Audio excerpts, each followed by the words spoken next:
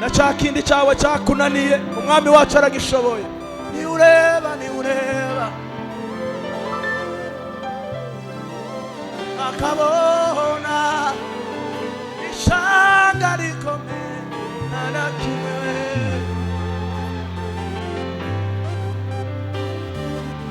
Twese hamwe kandi tubihamye. Ni ureba unayingumba akabona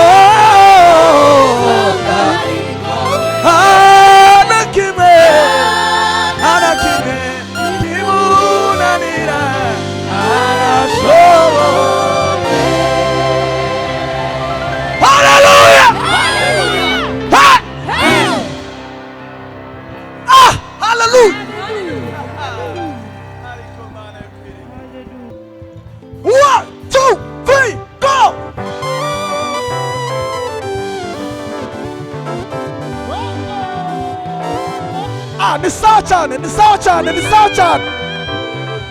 Twese hamwe.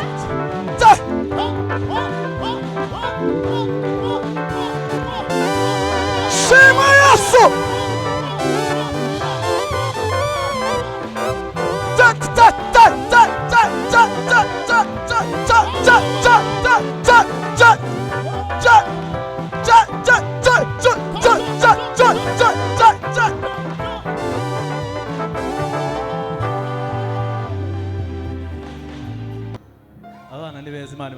Twongere turambura ibiganza kandi ikintu cyose no guha Imana icyubahiro muri uyu mugoroba. Ababishoboye twakomera Imana yacu amashyi menshi. Haleluya! Yego. Imitima yacu icishijwe bugufi imbere yawe Mana. Kubwakavukire turi abanyantege nke. Turabo kubabarirwa. Turabo kugirirwa ubuntu. Ntitwari dukwiriye kwibukwa. Ariko ushimwe kuko uri Imana itareba nk'abantu. Ushimwe kuko uri Imana ifite amaso y'Imana itameze nk'ayacu. Hari igihe twireba tukabona nta mbaraga, tukabona turi abantu b'abanyantege nke. Ariko Mana ndagushima kuko uwo washimye ujye umushoboza. Ushimwe Mwami kubwo uyu mugoroba udasanzwe. Ushimwe kubwo uyu mugoroba udasanzwe.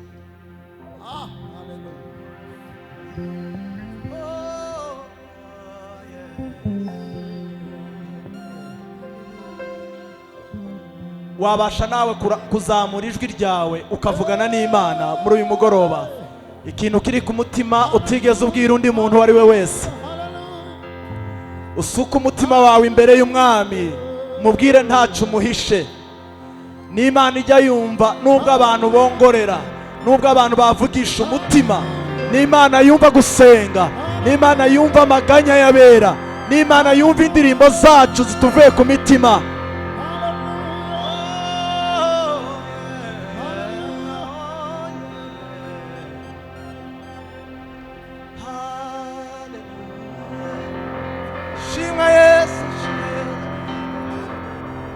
Mugoroba amajwi yacu ni wowe duhamagaye Mana. Ugaragara hano hantu ukomeze ukora imirimo n'ibitangaza. Haleluya. Neza yawe mbaraga z'umwuka zigendagenda hano hantu. Kora imirimo Mwami w'abami.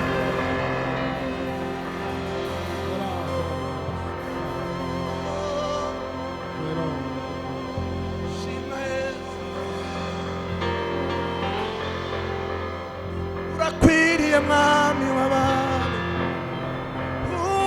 urakwiriye Mwami w'abami. Usa nawe Mwami.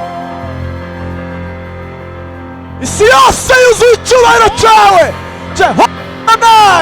Imana iri hejuru ya byose, Imana isumba byose. Ubwiza bw'Imana bwuzuriye inzu.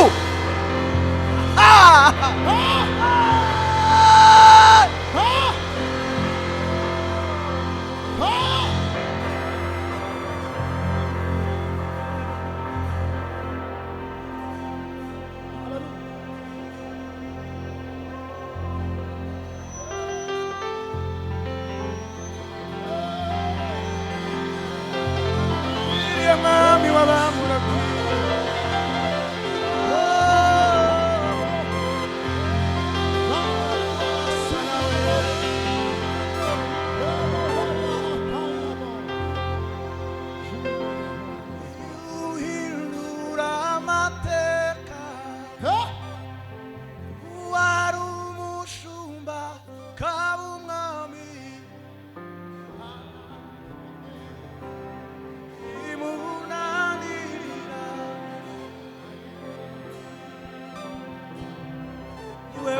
abatware akibika abandi mu gihe cye nta kimwe kimunanira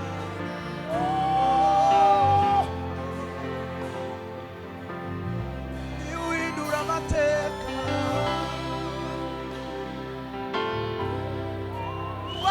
umushumba akaba umwami twaramburira uwo mwami wacu ibiganza nta na kimwe kimunanira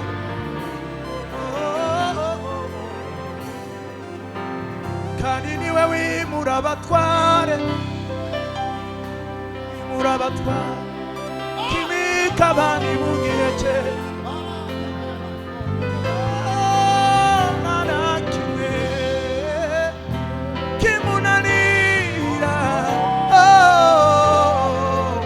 twese dufatanye n'abaririmbi niwe uhindura amateka uwari umushumba akaba umwami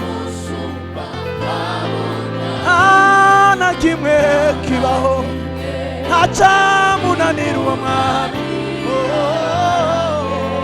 agenga ibihe niwe wimura abatware akimika abandi mu gihe cye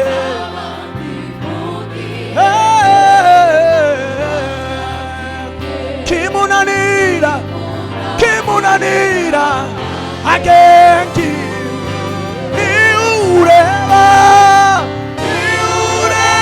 mu nda y'ingumba akabona ishyanga rikomeye kimunanira arashoboye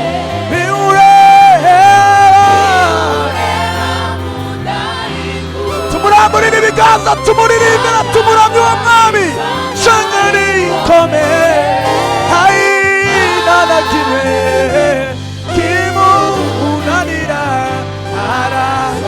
kongera kandi niwe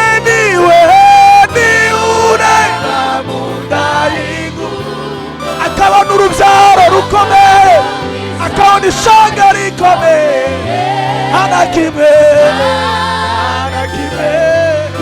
kimunanira arashoboye ahindura umubabaro akawugira ibyishimo bisa nta na kimwe. Haleluya, haleluya. Nubwo waba wambaye ubushwambagara, yakwambika umwenda w'igitare, nta na kimwe kimunanira.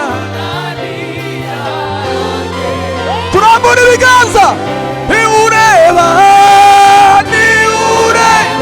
mudayingu akabona urubyaro rukomeye ishyanga rikomeye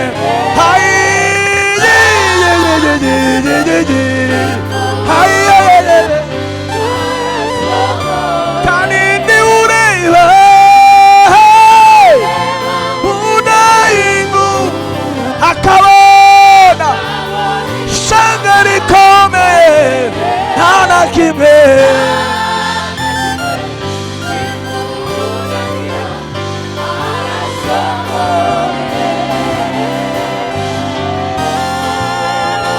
shima Yesue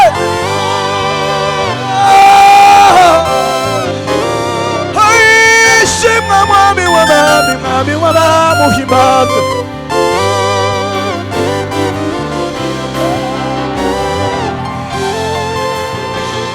shimwa Yesu shimwa Yesu shimwa Yesu shimwa Yesu shimwa Yesu shimwa mwami w'abami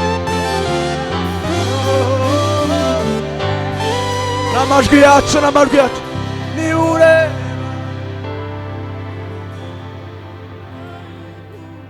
akabona ntanakine ntakinanira uwo mwami wacu ni ukuri ni ureba mu nda y'ingoma akabona ishanga rikomeye ntacyo twabona kimunanira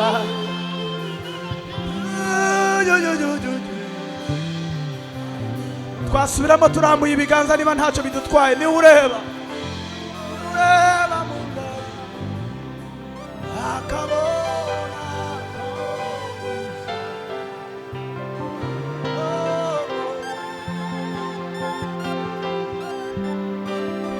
na cya kindi cyawe cyakunaniye umwami wacu aragishoboye ni ureba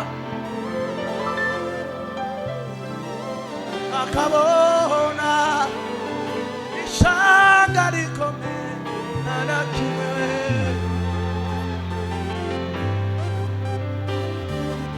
twese hamwe kandi tubihamye ni ureba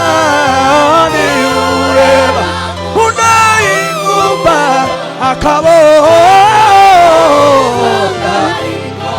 anakimwe kimunanira arashoboye haleluya haleluya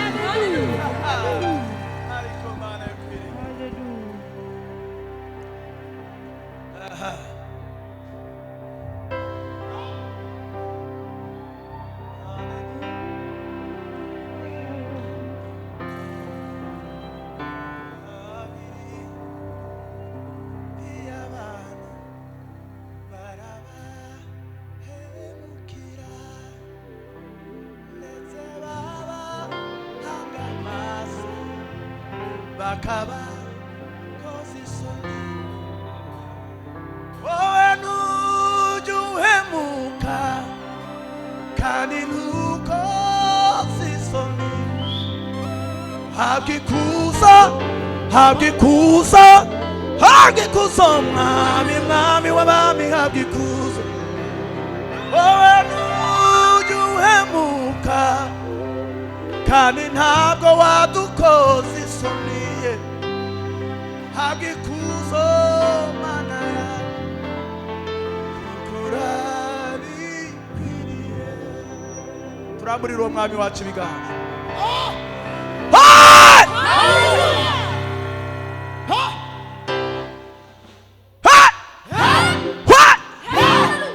haleluya mushyiremo agasebeni gatoya ariko abacuranzi ni sawa yeme mureke munyemerere tubakomera amashyi maze mumfatire sol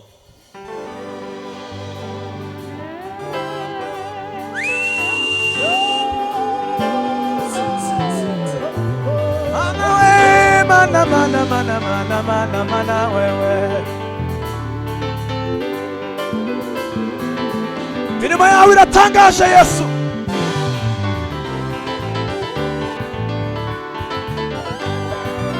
urebe mugenzi wawe uri iruhande rwawe umubaze niba yiteguye gutambira Imana nimba atiteguye nushaka umuhungu uwo muntu si uwo kwizerwa umuntu utiteguye kuzamura icyubahiro cy'Imana muri uyu mugoroba si umwizerwa umuhungu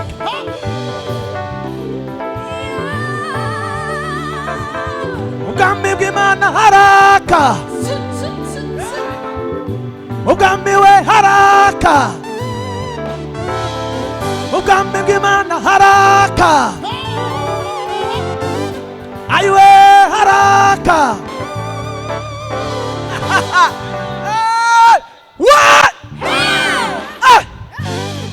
mbabwire ari naryo jambo dufite uyu mugoroba. Noneho mu bwami bw'Imana haraka bisobanura ngo habaye umucyo, habaye urumuri, nta bintu by'umwijima. Umwijima mwebwe hari umuntu ukunda? Ninde nshuti y'umwijima? Ntawe.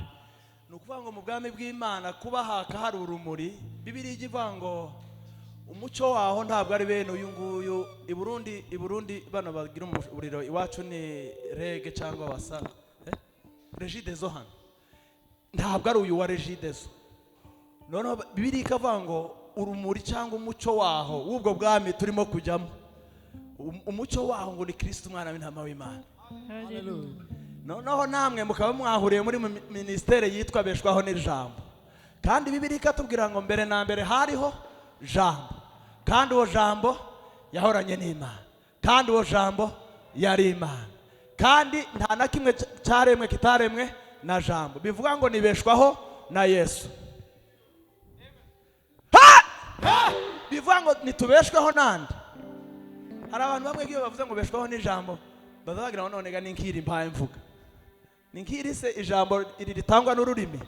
Noneho rero tugiye kuvuga aya makuru yo twamaze kuyamenya, uzugerageza ukayabwira undi muntu uri hanze uri mu mwijima, ukamubwira ngo ngwino aho twagiye haraka haba urumuri, nta bintu bijyanye n'umwijima, nta kuyoba inzira, nta kuyobagurika ntibibaho. Ukagenda ukabwira undi muntu. None twebwe tuzanezerwa gusa ngo haraka dutambe, niturangiza tunanirwa kuja kubibwira abandi hariya. Mureke tubwirane ngo haraka, ariko niturangiza ejo tuzama tuja mu mihanda tubwira abantu ngo mu bwami aho twagiye haraka. Nizajya vuga ngo mu bwami bw'Imana haraka, musubize ngo haraka.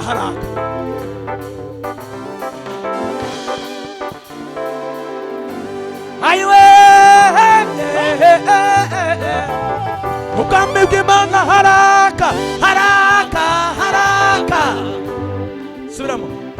Haraka nuko gusa. Haraka abaririmbyi mwenye. Haraka aha ni sawa. Subiramo. Haraka abakristo bonyine haraka. Subiramo kandi haraka. Ababyizera bozamura n'ibiganza.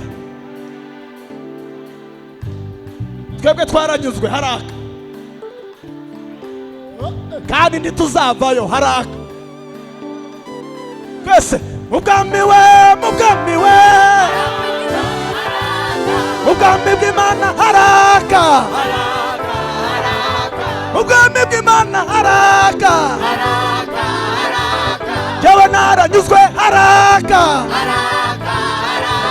Sinzavayo haraka we. Haraka.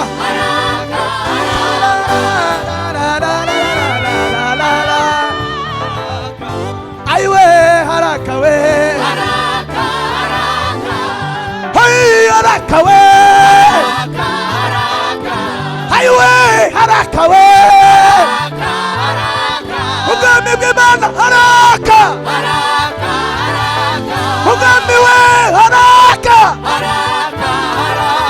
Ubwami bw'Imana haraka.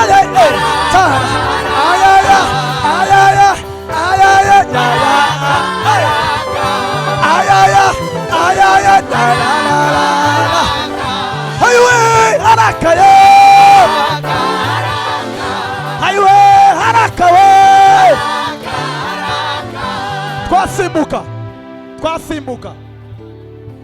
Twasimbuka muriteguye. Tugiye kubanza n'iteraniro mwenyine. Ni umuntu wese ni inyungu ziwe guhimbaza Imana. Tugiye kubara mwebwe mubanze muramya Imana musimbuka kubw'icubahiro cy'Imana. 1 2 3 go.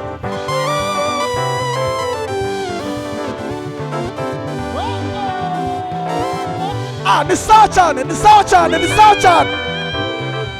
Twasamwe.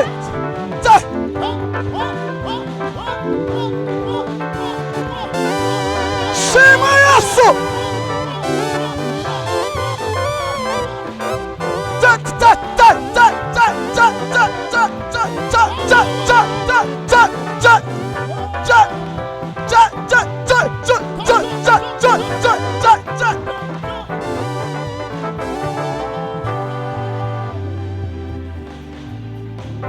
komera Yesu amashyi menshi maze mwiyicarire. Amen.